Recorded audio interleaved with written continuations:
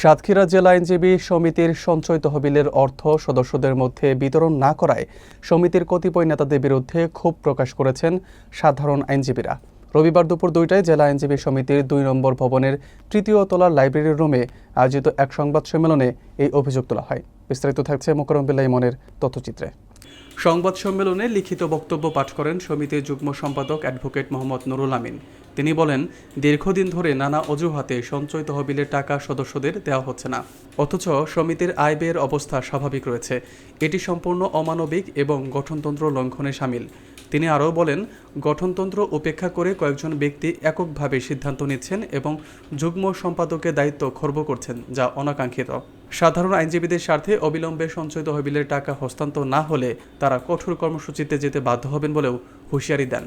সংবাদ সম্মেলনের মাধ্যমে তিনি সাংবাদিকদের সহযোগিতা কামনা করেন। উপস্থিত আছেন সাধারণ আইনজীবীরা। আমাদের দাবি, সাতক্ষীরা বারের একটা ঐতিহ্যবাহী বার। এই বারের একটা গঠনতন্ত্র আছে। এই গঠনতন্ত্র অনুযায়ী আমাদের একটা ফান্ড আছে।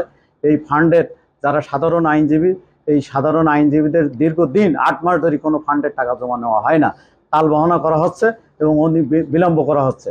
আমাদের গঠনতন্ত্র অনুযায়ী আমার একটা ক্রয় ক্ষমতার অধিকার আছে, বেল্ট বা ওকালতনামা, সেইটা না করি অ্যাডভোকেট বারের সভাপতি শাহ আলম সাহেব এবং সেক্রেটারি ইমদাদ সাহেব ওনারা কক্ষিগতি করে আমাদের কেশিয়ার সিরাজুল সাহেবকে পরামর্শ না করি ওনারা গোপনে কাটসাজি করি ওনারা প্রেজে কাগজ ছাপিয়েছেন 2,56,000 টাকার কাগজ এবং বিভিন্ন অনিয়মগুলো যেসব সংস্কার কাজ হচ্ছে দুর্নীতির মাধ্যমে ওনারা নিজেদের ক্ষমতা ব্যবহার করি কক্ষিগত করে করছে। আমরা গতকালকের মিটিং ছিল, সেই মিটিংয়ে ওনারা আমাদের কোনো হিসাব দিতে পারেনি, কোনো আয় ব্যয়ের হিসাব দিতে পারেনি, ক্রয়ের হিসাব দিতে পারেনি এবং শাহ আলম সাহেবের বিরুদ্ধে ইতিপূর্বে দুর্নীতির একটা মামলা আছে। এই বারের টাকা দুর্নীতি করেছিল, সেই মামলাটা বার কাউন্সিল পরিচালিত হচ্ছে।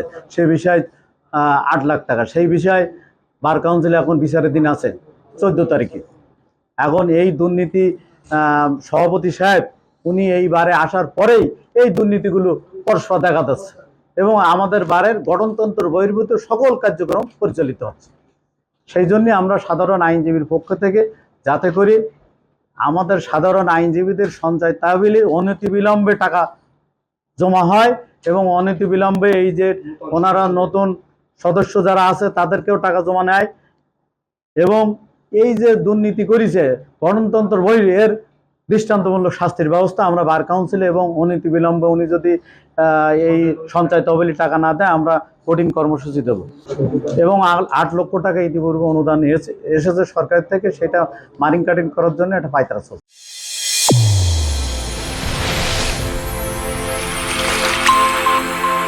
চ্যানেল A1 হৃদয় রেসপন্স।